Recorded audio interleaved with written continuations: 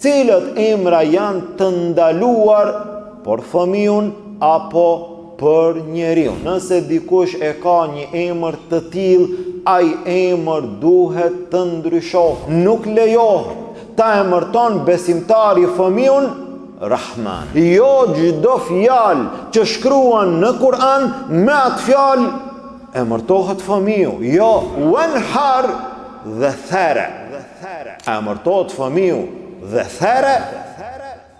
إن الحمد لله نحمده تعالى ونستعينه ونستغفره ونعوذ بالله من شرور أنفسنا ومن سيئات أعمالنا من يهده الله فهو المهتد ومن يضلل فلا هادي له وأشهد أن لا إله إلا الله وحده لا شريك له وأشهد أن محمدًا عبده ورسوله اللهم صل على محمد وعلى آل محمد كما صليت على إبراهيم وعلى آل إبراهيم إنك حميد مجيد اللهم بارك على محمد وعلى آل محمد كما باركت على إبراهيم وعلى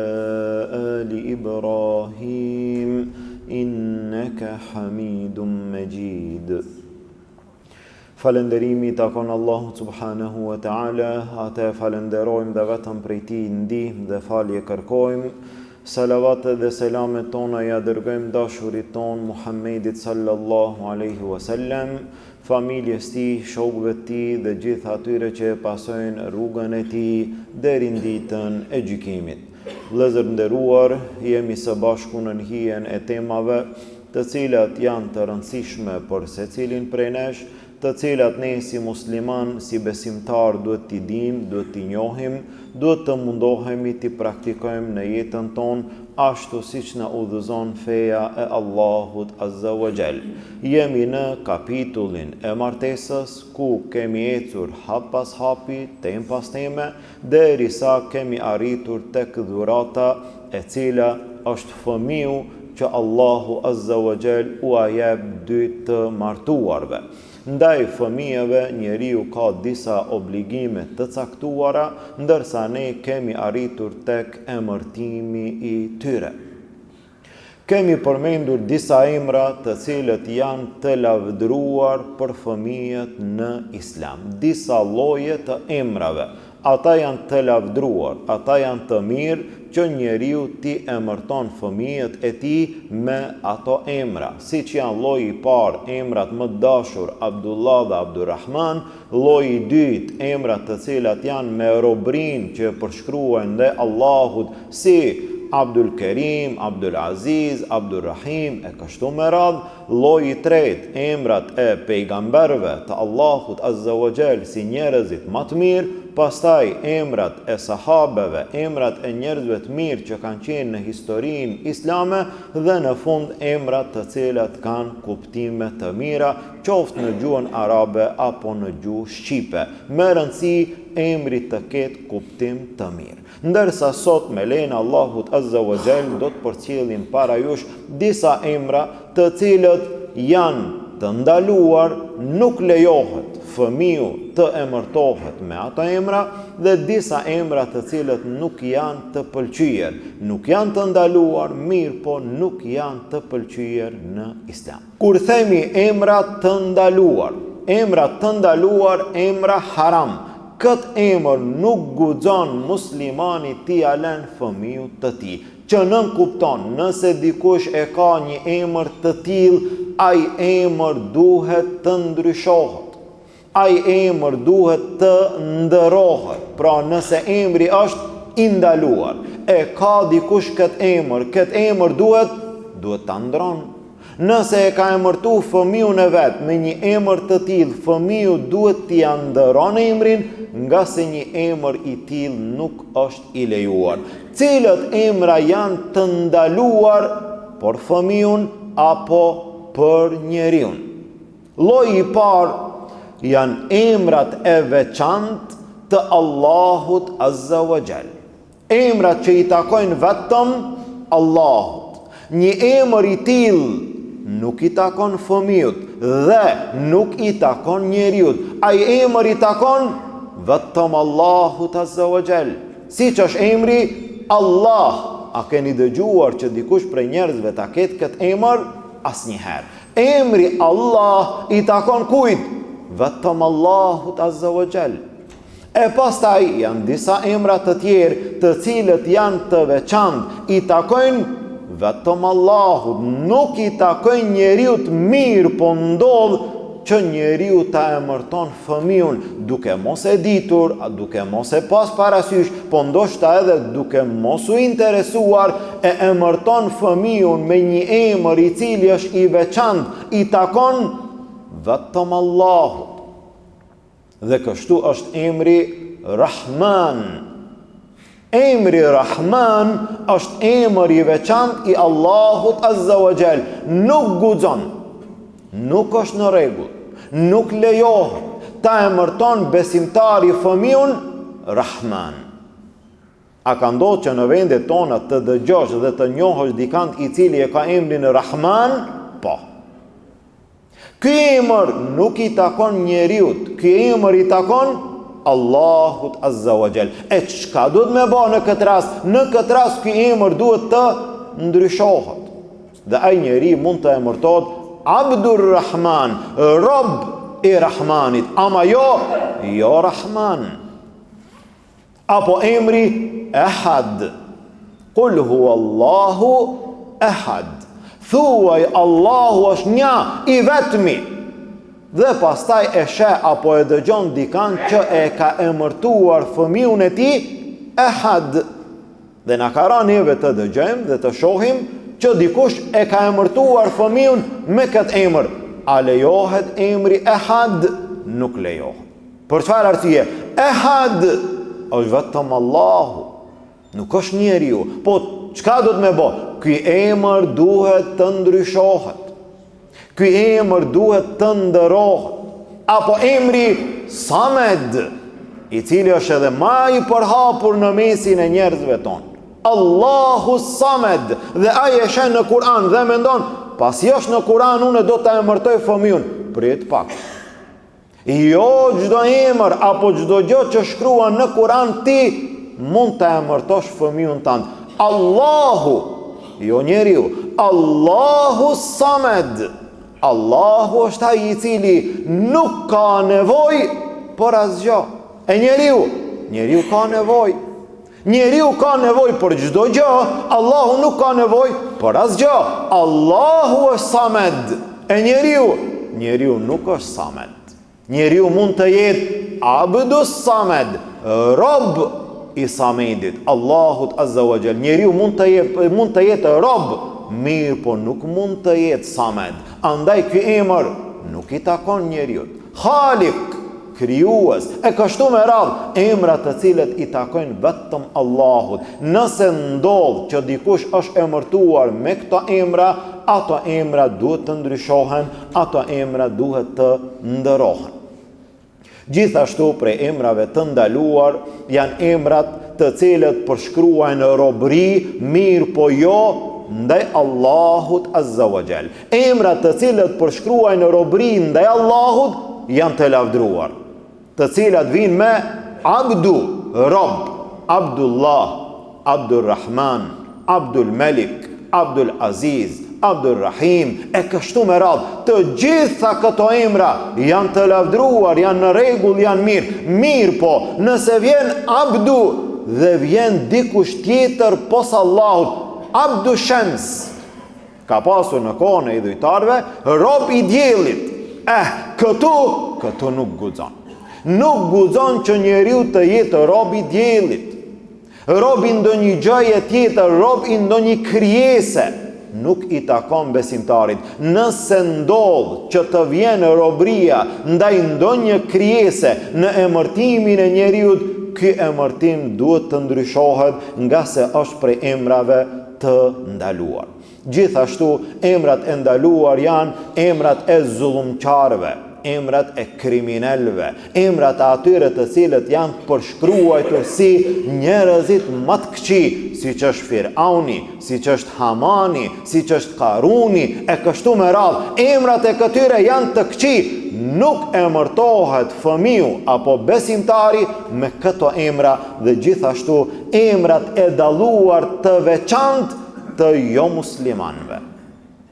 Emrat e dalluar të veçantë të jo muslimanëve. Është emri i atyre dhe në momentin që dëgjon ti vetëm si emër e di që ky nuk është i muslimanëve, ky është i atyre tjerëve, nuk ka në mesin e muslimanëve emra të tillë, atëherë nënkuptohet që një emër i tillë nuk ju takon besimtarve. Siç mund të jetë emri George, apo mund të jetë John, apo mund të jetë ndonjë emër tjetër i këtij lloji, këto emra që janë të dalluar të jo muslimanëve nuk emërtohen fëmijët e besimtarve me këto emra. Pra i kemi disa emra të caktuar të cilët nuk ju takojnë fëmijëve, nuk ju takojnë njerëzve, nuk ju takojnë besimtarve. Besimtarët duhet të kenë kujdes nga këto emërtime. Dhe gjithashtu kemi disa emërtime të fëmijëve të cilët nuk janë të pëlqyer, nuk janë të ndaluar. Mirë po nuk janë të pëlqyer. Kur të themi nuk janë të pëlqyer, çka nënkupton?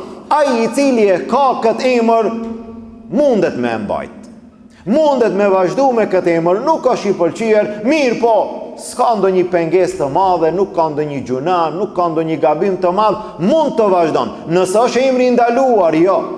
Nëse është emri i ndaluar sot duhet ta nderon emrin. Mirë po, nëse është me kruh, nuk është i pëlqyer, atëherë mund ta mban emrin. Nuk ka pengesë, mund të ndron, mirë po nuk i obligohet. Andaj ka disa emra të cilët nuk janë të pëlqyer.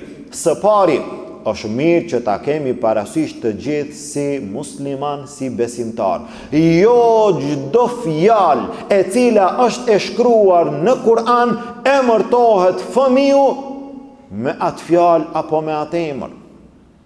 Këtë duhet me pas parasysh të gjithë edhe çdo herë. Jo çdo fjalë që shkruan në Kur'an me atë fjalë emërtohet fëmiu. Jo. Në Kur'an përmendet edhe iblisi. Në Kur'an përmendet edhe shejtani. Në Kur'an përmenden edhe disa kafsh. Në Kur'an përmenden Allahu Azza wa Jall ka zbrit ajete dhe aty shtjellohen shumë tema. Tash ti si musliman nuk mundesh me marr një fjalë për një ajeti dhe atë fjalë me alon emër fëmijët tënd. Nga sa ajo fjalë mund të ketë kuptim të mirë po, edhe mund të mos ketë një kuptim të tillë dhe nuk është emër për njeriu apo për fëmijën. Ndodh që dikush prej njerëzve emërton fëmijën Wanhar, nga se e ka lexuar një sure të njohur që e din të gjithë, fasalli li rabbika wanhar. Çka thot Allahu? Falu për Zotin tënd dhe therr kurban. Wanhar dhe therë. Emërtohet fëmiu dhe therë, nuk emërtohet fëmiu kështu. Ama unë e kam lexuar Kur'an, është e vërtet, ti e ke lexuar Kur'an, mirë, po Allahu nuk të ka thonë në ata jetë, mere emërtoje fëmijun me atë. Jo, wanhar therë kanë, therë kurbanin. Dhe tash ti emërton fëmijun, kjo nuk përputhet. Kjo nuk përshtatet, kjo nuk qëndron. Andaj duhet me pasur kujdes. Në disa raste, në një prej rasteve e dëgjon dikant i cili e ka emërtuar fëmijun Adiyat. Për çfarë arsye? Wal adiyati dabha. E kush janë Adiyat? Adiyat janë kuajt. Shumë si i kalit janë kuajt. Adiyat edhe kuajt kur vrapojnë, Allahu Azza wa Jall e ban një përshkrim të veçantë, mirë po, nuk të thot me këtë fjalë ti emërtoje fëmijun, jo. Ama unë e kam gjetë në Kur'an.